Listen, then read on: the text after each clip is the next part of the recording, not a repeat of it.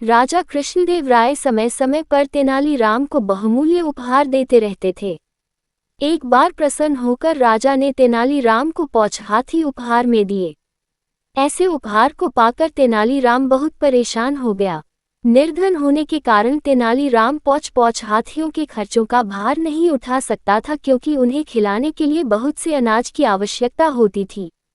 तेनालीराम अपने परिवार का ही ठीक ठाक तरीके से पालन पोषण नहीं कर पाता था, अतः पौछ हाथियों का अतिरिक्त व्यय उसके लिए अत्यधिक कठिन था।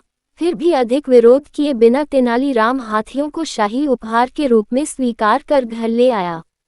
घर पर तेनालीराम की पत्नी सदैव शिकायत करती रहती, हम स्वयं तो ठीक से रह नहीं पाते, फिर इन हाथियों के लिए कहो रहने की व्यवस्था करें। हम इनके लिए कोई नौकर भी नहीं रख सकते।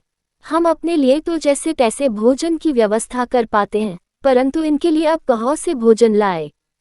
यदि राजा हमें पौछ हाथियों के स्थान पर पौछ गाय ही दे देते तो कम से कम उनके दूध से हमारा भरण पोषण तो होता। तेनालीराम जानता था कि उसकी पत्नी सत्य कह रही है।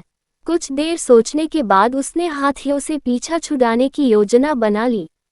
वह उठा और बोला, मैं जल्दी ही वापस आ जाऊंगा, पहले इन हाथियों को देवी काली को समर्पित कराऊं। तेनालीराम हाथियों को लेकर काली मंदिर गया और वहां उसने उनके माथे पर तिलक लगाया। इसके बाद उसने हाथियों को नगर में घूमने के लिए छोड़ दिया। कुछ दयावान लोग हाथियों को खाना खिला देते, परंतु अधिकतर समय हाथी भूखे ही रहते। शीघ्र ही वे निर्बल हो गए। किसी ने हाथियों की दुर्दशा के विषय में राजा को सूचना दी। राजा हाथियों के प्रति तेनालीराम के इस व्यवहार से अप्रसन्न हो गए। उन्होंने तेनालीराम को दरबार में बुलाया और पूछा, तेनाली, तुमने हाथियों के साथ ऐसा दुर्व्यवहार क्यों किया? तेनालीराम बोला, महाराज, आपने मुझे पौछ हाथी उपहार में दिए। उन्हें अस्वीकार करने से आपका अपमान होता। ये सोचकर मैंने उन हाथियों को स्वीकार कर लिया, परंतु यह उपहार मेरे ऊपर एक बोझ बन गया, क्योंकि मैं एक निर्धन व्यक्ति हूँ। मैं पौछ हाथियों की देखभाल का अतिरिक्त भार नहीं उठा सकता था, अतः मैंने उन्हें देवी काली को समर्पित कर दिया। अब आप ही बताइए, यदि आप पौछ हाथियों के स्थान पर मुझे पौछ गायें उपहार में दे देते तो वह मेरे परिवार के लिए ज्यादा उपयोगी साबित होती।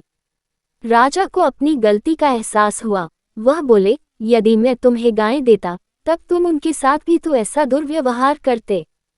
नहीं महाराज, गाय तो पवित्र जानवर हैं, और फिर गाय का दूध मेरे बच्चों के पालन पोषण के काम आता। उल्टे इसके लिए वे आपको धन्यवाद देते और आपकी दया से मैं गायों के व्यय का भार तो उठा ही सकता हूँ। राजा ने तुरंत आदेश दिया कि तेनाली से हाथियों को वापस ले लिया जाए तथा उनके स्थान पर उसे पौछ गायें उपहार में दी जाएं।